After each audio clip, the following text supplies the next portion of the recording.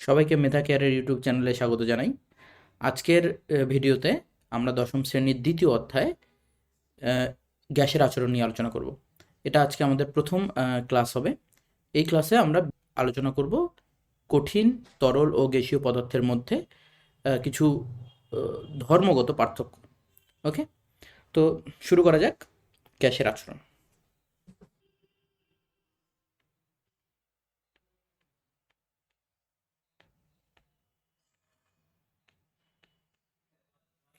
আমরা যেটাকে বলবো বিহেভিয়ার অফ গ্যাসেস।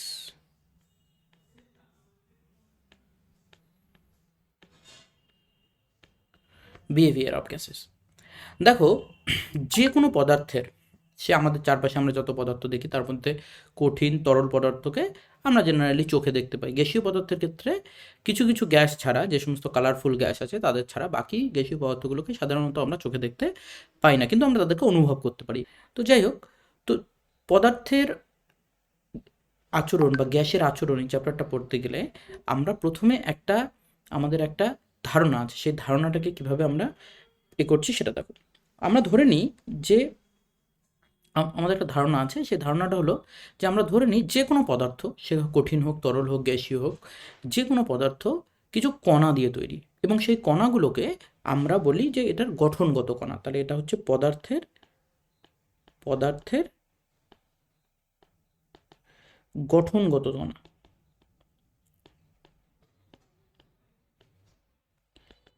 পদার্থের গঠনগত কণা, বা আমরা বলতে পারি কনস্টিটিউশনাল পার্টিকেল অফ ম্যাটার। তো পদার্থের গঠনগত কণাগুলোকে আমরা কি কনসিডার করব? আমরা কনসিডার করব কঠিন গোলক। কঠিন গোলক, এটা মানে কি, যে কোনো পদার্থ আমরা বলবো যে এরকম কোনো শক্ত লোহার বলের মতো কিছু গোলক দিয়ে তৈরি, যে গোলকগুলো হবে সলিড এবং হার্ড হবে, শক্ত হবে। এবং এদের ক্ষেত্রে একটা জিনিস আছে, যেটা হচ্ছে এদের যে রেডিয়াস, মানে এই গোলকটার যেটা রেডিয়াস হবে, ব্যাসার্ধ হবে, এই ব্যাসার্ধটা ফিক্সড। প্রতিটা আলাদা আলাদা পদার্থের ক্ষেত্রে এই কণাগুলোর আকারটা বা সাইজটা আলাদা আলাদা রকমের হবে। তো কঠিন গোলক হিসাবে পদার্থের কণাগুলোকে ধরা হয়েছে। এবার পদার্থের যে অবস্থাগুলো আছে, সেই অবস্থাগুলোকে যদি আমরা আলোচনা করি, তাহলে মূল যে তিনটে পদার্থের আমরা অবস্থার কথা বলি, একটা হচ্ছে সেই কঠিন অবস্থা, কঠিন, তরল আর গ্যাসীয় অবস্থা। এই তিনটে অবস্থা নিয়ে আমরা জেনারেলি আলোচনা করি। কিন্তু এছাড়াও পদার্থের আরও দুটো অবস্থার কথা তোমরা হায়ার স্টাডিজে গিয়ে পড়বে। তার মধ্যে একটা হলো এর প্লাজমা অবস্থা, পদার্থের প্লাজমা স্টেট, আর একটা যেটা স্টেট হচ্ছে সেটা হচ্ছে বোস আইনস্টাইন স্টেট। সো এই কথাগুলো, আর একটা স্টেট আমি এখানে লিখে দিচ্ছি, সেটা হচ্ছে বোস আইনস্টাইন স্টেট।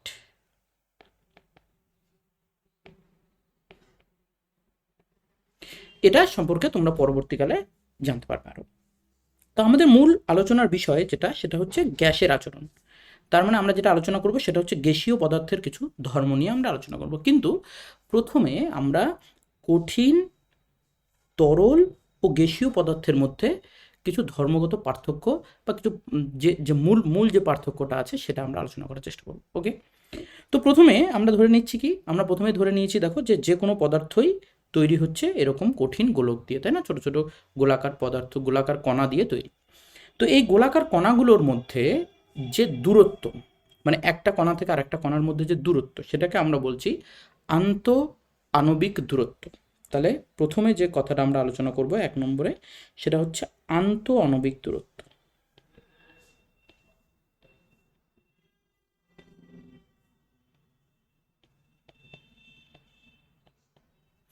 আন্ত আণবিক দূরত্ব, এটাকে যদি ইংরেজিতে বলা হয় তাহলে এটাকে আমরা বলবো ইন্টার মলিকুলার ডিস্টেন্স।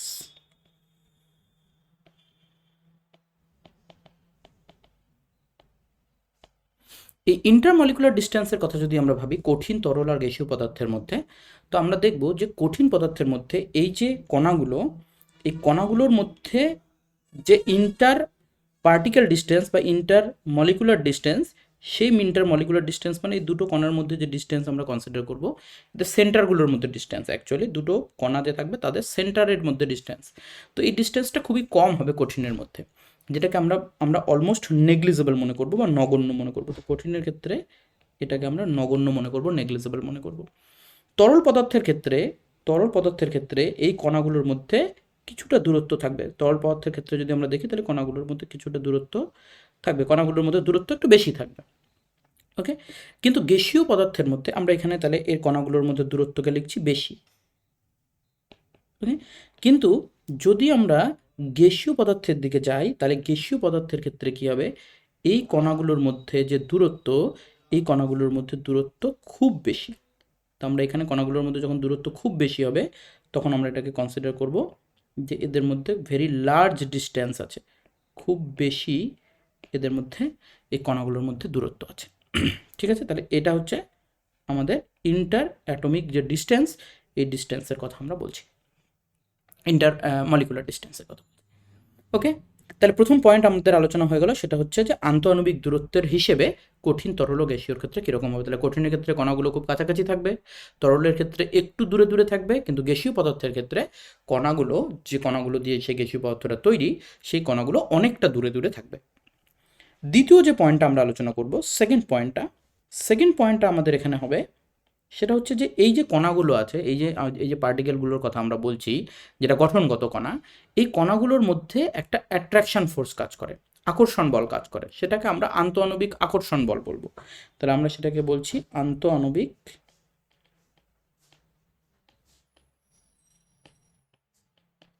আকর্ষণ বল,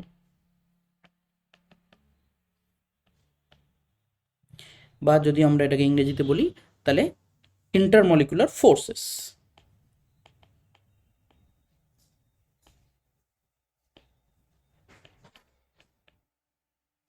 ইন্টারমলিকুলার ফোর্সেস। সো এই ইন্টারমলিকুলার ফোর্সের কথা যদি বলি, তো কঠিন পদার্থের ক্ষেত্রে কী হবে, কণাগুলোর মধ্যে যে আকর্ষণ বল সেটা খুব বেশি হবে, তাহলে তীব্র আকর্ষণ বল আমরা বলব, খুব বেশি আকর্ষণ বল।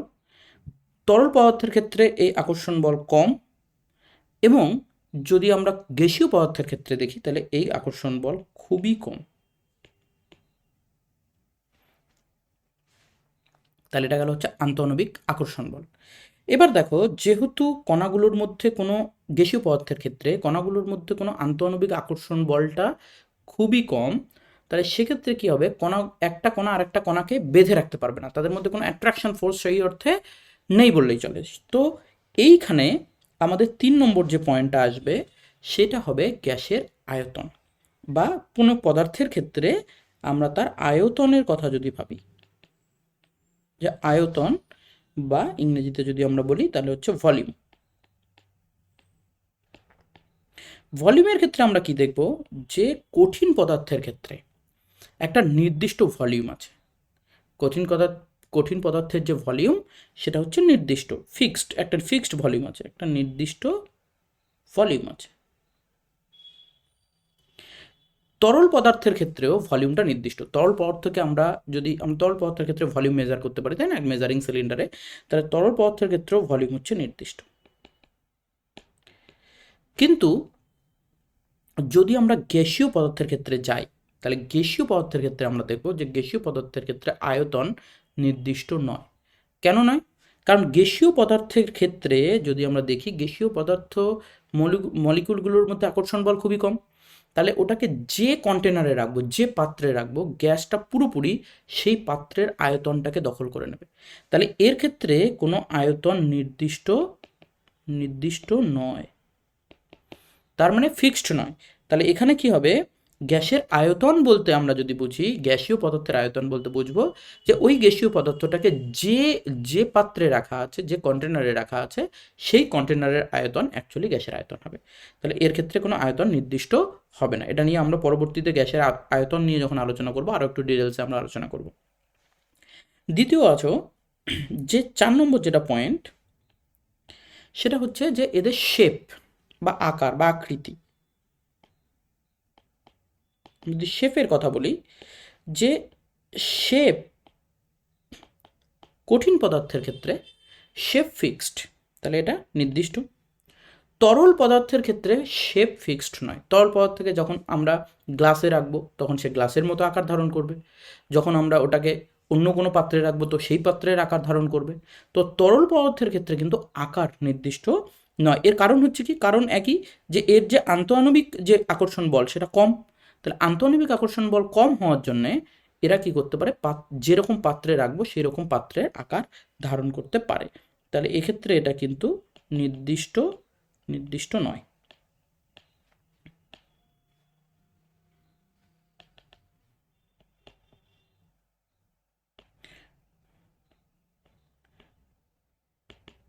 আবার যদি গ্যাসীয় পদার্থের ক্ষেত্রে ধরি, তো অবশ্যই গ্যাসীয় পদার্থের ক্ষেত্রে এটা নির্দিষ্ট নয়, কারণ গ্যাসীয় পদার্থের থেকে তো আরও কম, তো খুবই কম এদের ক্ষেত্রে আমাদের আন্তঃআণবিক আকর্ষণ বল।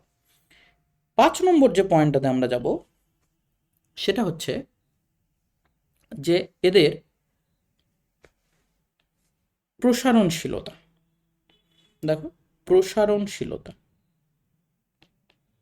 এই কথাটা তোমরা পড়ে থাকবে, প্রসারণশীলতা, যেটাকে আমরা ইংরেজিতে যদি বলি তাহলে বলবো হচ্ছে কম্প্রেসিবিলিটি, এটাকে আমরা বলবো এক্সপ্যান্সিবিলিটি।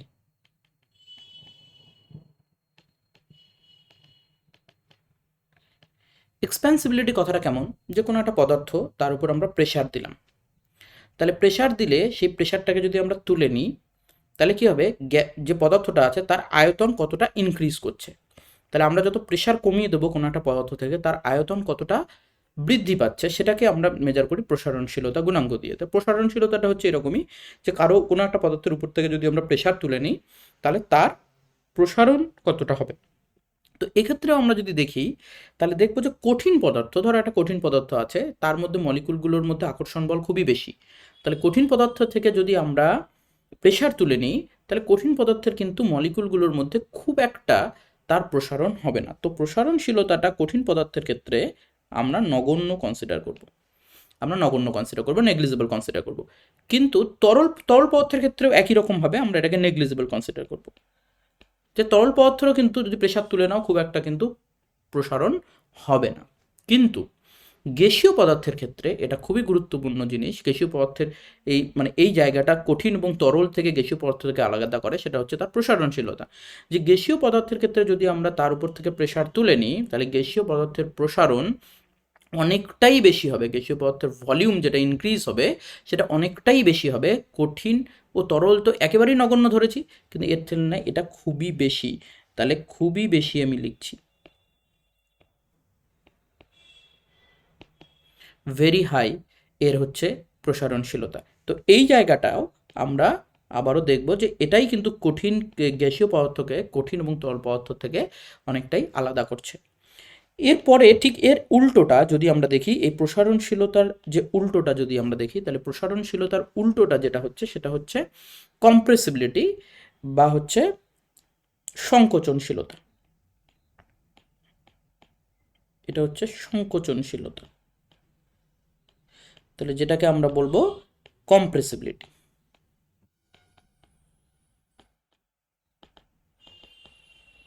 কম্প্রেসিবিলিটি ব্যাপারটা কি, কম্প্রেসিবিলিটি ব্যাপারটা হচ্ছে একই রকম, যে যদি আমরা কোনো একটা পদার্থের উপর প্রেসার দিই তাহলে তার ভলিউম, তার যে আয়তন সেটা কতটা কমছে।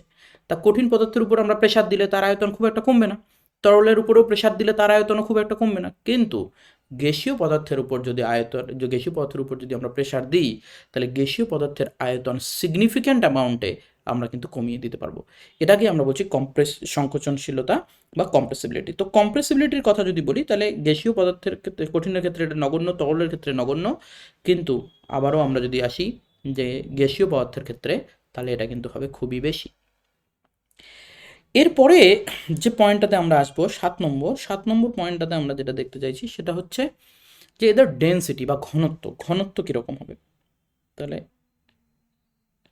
ঘনত্ব বা ডেন্সিটির কথা যদি আমরা আলোচনা করি, ডেন্সিটি, তো ডেন্সিটির কথা যদি দেখো তাহলে এখানে আবারও দেখো কঠিন পদার্থের ক্ষেত্রে যে কণাগুলো ছিল সেই কণাগুলোর মধ্যে আন্তঃআণবিক দূরত্ব খুবই কম, তরলের ক্ষেত্রে আন্তঃআণবিক দূরত্ব একটু বেশি, কিন্তু গ্যাসীয় পদার্থের ক্ষেত্রে আন্তঃআণবিক দূরত্ব খুবই বেশি। তাহলে এই জায়গাটা থেকেই আমরা এটাকে বলতে পারি যে কঠিন পদার্থের যেটা ঘনত্ব হবে মানে ভর বাই আয়তন। তাহলে ভরটা যেহেতু একটা ছোট্ট জায়গার মধ্যে অনেক বেশি মলিকুল থাকতে পারবে, যেহেতু মলিকুলগুলো খুব কাছাকাছি থাকবে, তাহলে ঘনত্ব কী হবে, সবচেয়ে বেশি। তাহলে এটা হবে ঘনত্ব এর ক্ষেত্রে খুবই বেশি হবে। তরলের ক্ষেত্রে এটাকে আমরা যদি বেশি মনে করি তাহলে এটা হবে খুবই কম। তো গ্যাসীয় পদার্থের ক্ষেত্রে ঘনত্ব কঠিন এবং তরলের ক্ষেত্রে চেয়ে খুবই কম হবে। ওকে, লাস্ট যে পয়েন্টটা আমরা এখানে আলোচনা করতে চাই সেটা হচ্ছে সবচেয়ে ইম্পর্টেন্ট পয়েন্ট। সেটা হচ্ছে যে যে এই যে পার্টিকেলগুলোর কথা বলছি, আবারও দেখো প্রথমে আমরা এই কঠিন গোলক কনসিডার করেছি। তাহলে যতগুলো পার্টিকেল আছে তাদেরকে আমরা কি কনসিডার করেছি? কঠিন গোলক কনসিডার করেছি। এই কঠিন গোলকগুলোর এই কঠিন গোলকগুলোর আমরা আলোচনা করব যেটা হচ্ছে কাইনেটিক এনার্জি বা গতিশক্তি। তাহলে কণার গতিশক্তি, কণার গতিশক্তি। তাহলে এটা হচ্ছে কণার গতিশক্তি মানে হচ্ছে কাইনেটিক এনার্জি অফ পার্টিকেলস। এবার ভালো করে খেয়াল করো, কঠিন পদার্থের ক্ষেত্রে আমরা কি দেখব? কঠিন পদার্থের ক্ষেত্রে কণাগুলো খুবই অ্যাট্রাকশন বেশি কণাগুলোর মধ্যে, এই যে আকর্ষণ বল তীব্র কণাগুলোর মধ্যে। তার মানে কণাগুলো ওখানে কিন্তু খুব একটা মুভ করতে পারবে না, মানে কণাগুলোর মধ্যে খুব একটা গতি থাকবে না। সামান্য পরিমাণে তাদের মধ্যে একটু ভাইব্রেশনাল এনার্জি থাকতে পারে, ভাইব্রেশন হতে পারে মলিকুলগুলোর মধ্যে। কিন্তু কাইনেটিক এনার্জি যদি কনসিডার করি তো কাইনেটিক এনার্জি এটার হবে নগণ্য, খুবই কম হবে কণার ক্ষেত্রে। সলিড এর ক্ষেত্রে, কঠিন পদার্থের ক্ষেত্রে এটা খুবই নগণ্য হবে। তরলের ক্ষেত্রে আমরা এটাকে বেশি কনসিডার করছি। কেন? দেখো, তরল পদার্থ কিন্তু এক জায়গা থেকে অন্য জায়গায় গড়িয়ে যেতে পারে। এর মানে কি? কণাগুলোর গতি আছে কিছুটা, কণাগুলো কিছুটা গতিশক্তি থাকতে পারে। কিন্তু গ্যাসীয় পদার্থের ক্ষেত্রে এই জায়গাটাতে আমাদের আবারও ইম্পর্টেন্ট যে গ্যাসীয় পদার্থের ক্ষেত্রে এটা হবে খুবই বেশি। আমরা যদি গ্যাসীয় পদার্থকে কনসিডার করি তাহলে একটা কন্টেনারের মধ্যে একটা একটা একটা পাত্রের মধ্যে যদি আমরা কোনো গ্যাসীয় পদার্থকে রাখি তাহলে ওখানকার কণাগুলো খুব হাই ভেলোসিটিতে মুভ করবে, কারণ এদের মধ্যে এদের এদের এদের মধ্যে আন্তঃআণবিক দূরত্বটা খুব বেশি। আর একটা কারণ কি? যে এদের আন্তঃআণবিক আকর্ষণ বল খুব কম। তাহলে এই দুটো কারণের জন্যই মেইনলি কণাগুলো খুব হাই ভেলোসিটিতে মুভ করবে এবং আমরা দেখব যে কণাগুলোর গতিশক্তি খুবই বেশি হবে। ওকে, তো এখানে তাহলে কয়েকটা পয়েন্ট আমরা আলোচনা করলাম। তাহলে দেখো, কঠিন তরল ও গ্যাসীয় পদার্থের ক্ষেত্রে যে একদম ডিস্টিংগুইশন, যে কীভাবে এটাকে আমরা একটা থেকে আরেকটাকে আলাদা করবো সেটা আমরা আলোচনা করলাম। তো এবার যদি কেউ কখনো প্রশ্ন জিজ্ঞেস করে যে আমরা তো গ্যাসের আচরণ এই চ্যাপ্টারটা পড়ছি, তাহলে গ্যাসীয় পদার্থ বলতে আমরা কি বুঝবো? তাহলে আমরা বলবো যে গ্যাসীয় পদার্থ হচ্ছে সেই সমস্ত পদার্থ। তাহলে আবারও দেখো, গ্যাসীয় পদার্থের আয়তনে আমরা কি বলবো? যে আমাদের কাছে গ্যাসীয় পদার্থ হচ্ছে সেই সমস্ত পদার্থ, গ্যাসীয় পদার্থ হচ্ছে সেই সমস্ত পদার্থ যাদের মধ্যে আন্তঃআণবিক দূরত্ব খুব বেশি, যাদের মধ্যে আন্তঃআণবিক আকর্ষণ বল খুবই কম, যাদের আয়তন নির্দিষ্ট নয়, যাদের শেপ বা আকৃতি নির্দিষ্ট নয়, প্রসারণশীলতা খুবই বেশি, সংকোচনশীলতা খুবই বেশি এবং যাদের ঘনত্ব খুবই কম এবং কণাগুলোর গতিশক্তি খুবই বেশি, সেই সমস্ত পদার্থকেই আমরা বলবো কী পদার্থ? গ্যাসীয় পদার্থ। ঠিক একই রকমভাবে আমরা তরল পদার্থের ডেফিনেশনও আমরা দিতে পারবো বা কঠিন পদার্থের ক্ষেত্রেও আমরা ডেফিনেশন দিতে পারবো। তো আমাদের এই চ্যাপ্টারে যেটা আলোচনার বিষয় হবে সেটা হবে শুধুমাত্র গ্যাসীয় পদার্থ নিয়ে। তো এর পরবর্তী ভিডিওতে আমরা গ্যাসীয় পদার্থের কিছু প্রপার্টি নিয়ে আলোচনা করব, যে গ্যাসীয় পদার্থের আয়তন, চাপ, এগুলো কোন কোন বিষয়ের উপর ডিপেন্ড করে এবং গ্যাসীয় পদার্থের ক্ষেত্রে যে যে যে ল আছে, গ্যাস ল আছে, সেগুলো নিয়ে আমরা আলোচনা করব। ওকে, ততক্ষণ অবধি আমরা আজকে এখানেই শেষ করছি। পরবর্তী ভিডিওতে তোমাদের সঙ্গে দেখা হবে। Thank you very much for watching this video.